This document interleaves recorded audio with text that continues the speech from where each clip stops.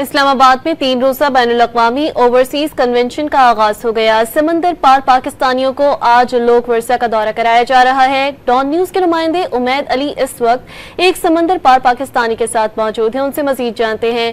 جی امید، بتائیے کہ کنونشن سے متعلق سمندر پار پاکستانیوں کے کیا تاثرات ہیں؟ جی، حکومت پاکستان اور اوورسیز پاکستانی فاؤنڈیشن کی طرف سے سمندر پار پاکستانیوں کے لیے 3 روزہ جو ہے سمندر پار پاکستانی کنونشن کا انعقاد کیا گیا، اور آج کا دن جو ہے پہلا دن ہے، اور آج جو سمندر پار پاکستانی جو پاکستان میں آئے ہیں تو انہیں اسلام آباد کا لوک ورثہ جو ہے وہاں پہ ان کو وزٹ کرایا گیا۔ اور اس وقت میرے ساتھ ایک اوورسیز پاکستانی موجود ہیں، ان سے جانتے ہیں کہ آج کے ایونٹ کا جو 3 روزہ کنونشن منعقد کیا گیا حکومت کی طرف سے، اس پہ آپ لوگوں کا کیا اس ایونٹ کا جو ہے مقصد کیا ہے، اور آپ لوگوں کو یہاں بلایا گیا تو آپ اس پہ کیا کہیں گے؟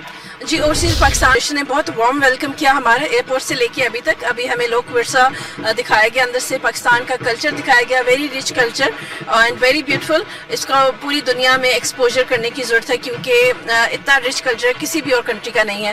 تو ہمارا تو پورا اس میں جو کنونشن میں آنے کا مقصد ہے which is vote to right, we really want کہ اوورسیز پاکستانیز کا ووٹ ٹو رائٹ ہونا چاہیے، اور اس کے لیے ہم پرائم منسٹر سے ملیں گے اور ہم اپنا ان کے سامنے رکھیں گے جو ہمارا کنسرن ہے۔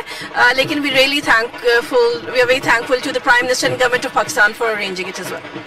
جی، آپ نے جو ہے اوورسیز پاکستانی جو یہاں پہ آئے ہوئے ہیں، آپ نے ان کی بات سنی، ان کا یہی کہنا ہے کہ ہمارا جو ہے حکومت سے یہی مطالبہ ہو کہ ہمیں رائٹ ٹو ووٹ کا جو ہے حق دیا جائے، رائٹ دیا جائے، اور اس کے اس حوالے سے وہ وزیر اعظم سے بھی جو ہے اور آرمی چیف سے بھی جو ہے الگ الگ طور پہ جو اوورسیز پاکستانی کا جو ڈیلیگیشن ہے وہ ان سے ملاقاتیں بھی کریں گے، اور اپنے جو ان کے مسائل ہیں اس حوالے سے بھی وہ ان کو بریف کریں گے۔ جی امید، تب سے آپ نے آگاہ کیا، شکریہ۔